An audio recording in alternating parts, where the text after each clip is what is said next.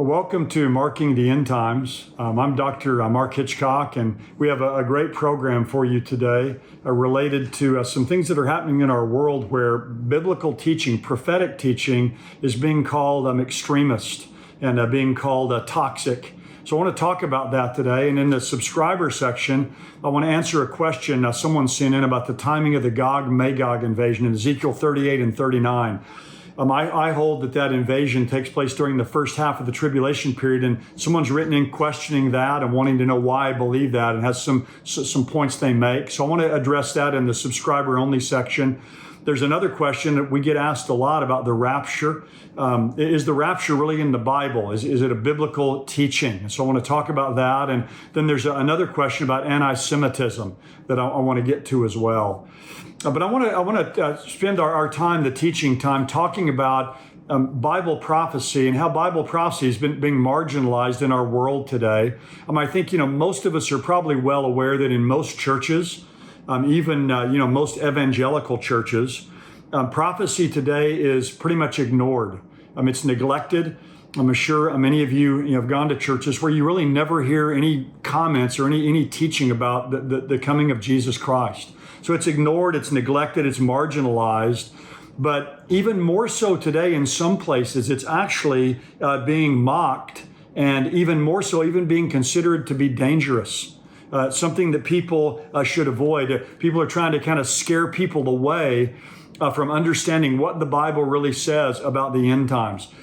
Sometime back, I did a program about rapture anxiety. This is an idea that's out there that people have grown up in churches, heard about the rapture, have rapture anxiety. There was just an article last week in Christianity.com. Is it okay for Christians to have rapture anxiety? It talks about people have anxiety from, it's religious trauma. There's this toxic obsession with the end times and the rapture that's scaring people. So that's out there, this whole idea that, you need to avoid talking about the rapture and scaring people because they're going to get rapture anxiety. Well, now, though, what's happened is down in Australia, premillennialists down there have been called terrorists. And premillennialism has been called an extreme ideology.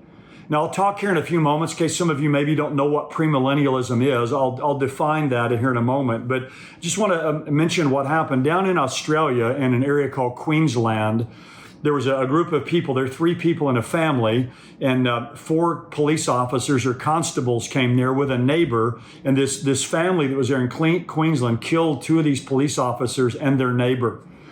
And this came across the news, and The Guardian, which is a publication in the UK, says we need to talk about extremism and its links to Christian fundamentalism. Here's another headline. The place where this happened in Australia is called Weambala. It says police declare Weambala a Christian terrorist attack.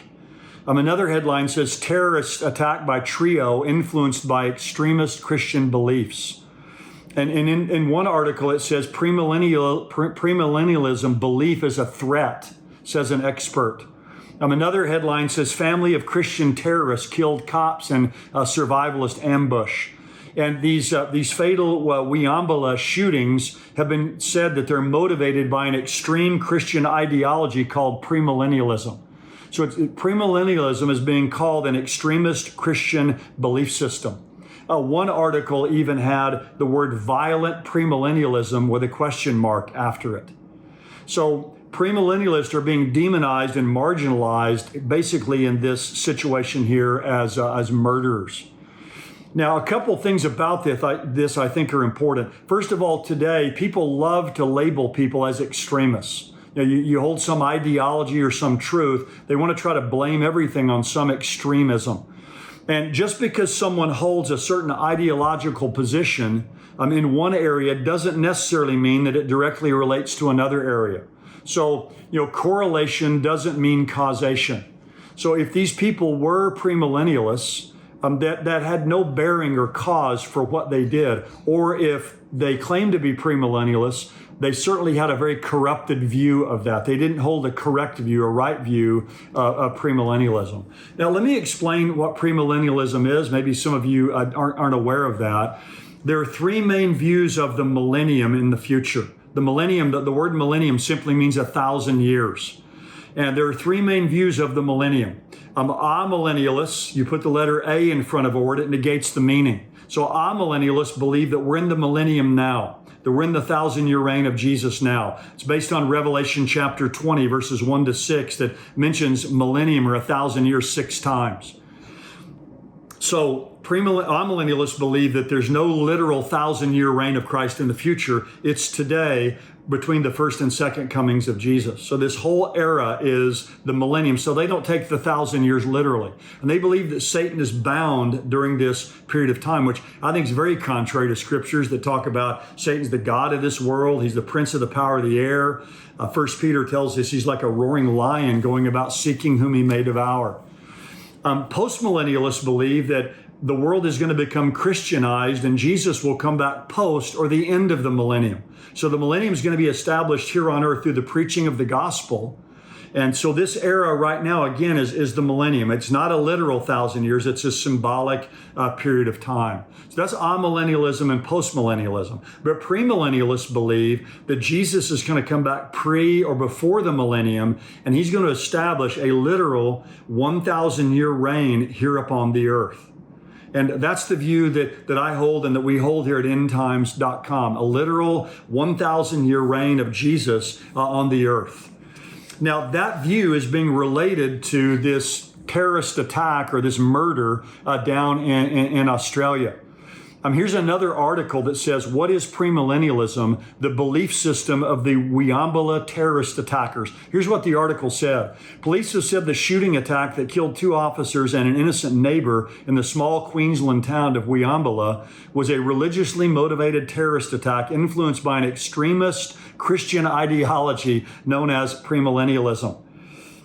They go on to say believers of this view subscribe to the idea that after a period of extreme suffering, Jesus Christ will return to earth in the second coming and reign for a millennium. Now that's true. We believe the end of the tribulation period, Jesus will return. But they say we believe it's a Christian extremist ideology. They say that the Bible verses mostly used for this are from Revelation chapter 20. Well, first of all, premillennialism is not an extremist view. It was the view of the early church. For the first 200 years of the early church, premillennialism was the view that was held. Now, back then it was called chiliasm because they spoke Greek, and the word in the early church for 1,000 is the word chilios.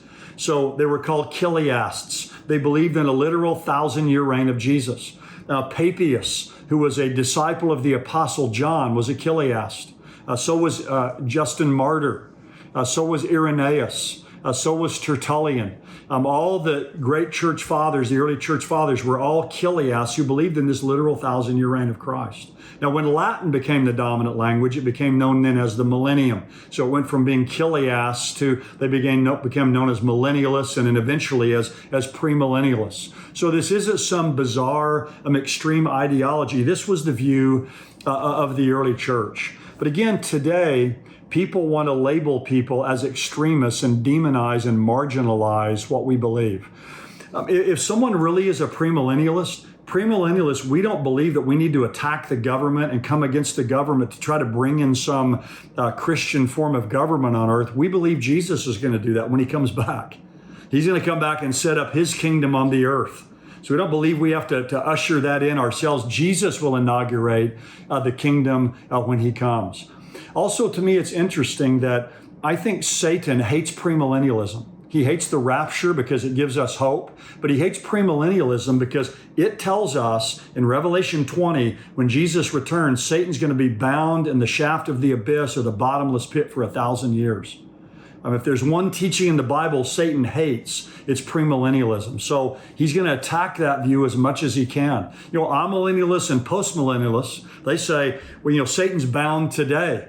I don't think Satan minds hearing that because he knows it's not true. But he does hate premillennialism because it says he's going to be bound for 1,000 years. Also, if someone really is a premillennialist and really believes the Bible, in Revelation chapter 21 and verse 8, it says, but for the cowardly, the unbelieving, the abominable, the murderers, immoral persons, sorcery, idolaters, all liars, their part will be in the lake that burns with fire and brimstone, which is the second death.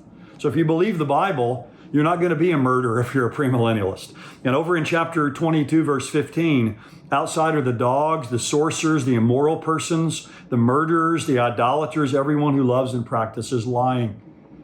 So obviously these people down in Australia had some crazy views that led them to do what they did, but it wasn't a biblical understanding of premillennialism that led them to carry out these attacks. So, as we get closer to the end, I think that people more and more are going to try to label believing in the rapture, premillennialism, these views as extremist ideas. It's very important for you and for me as the coming of Christ draws near to remember the rapture is our hope. The enemy wants to take that away from us. The millennium is our destiny, where we're going to rule and reign with Christ for 1,000 years. So never let anyone convince you that these biblical teachings are extreme or that they're dangerous. These are our anchor, these truths are in turbulent times. And we're going to keep proclaiming these truths here at endtimes.com until Jesus comes. Well, again, thank you so much for joining us. We're going to go now into the subscriber section where I'm going to answer a question about the timing of Gog and Magog. I want to answer a question about where do we find this idea of a rapture in the Bible, and talk about anti-Semitism. And if you're not a member of endtimes.com, if you're not a subscriber, you can go to endtimes.com there and sign up just for $7 a month, and you'll have access to all the materials on endtimes.com. So thank you so much for those of you who are subscribers, and let's go right now into our questions.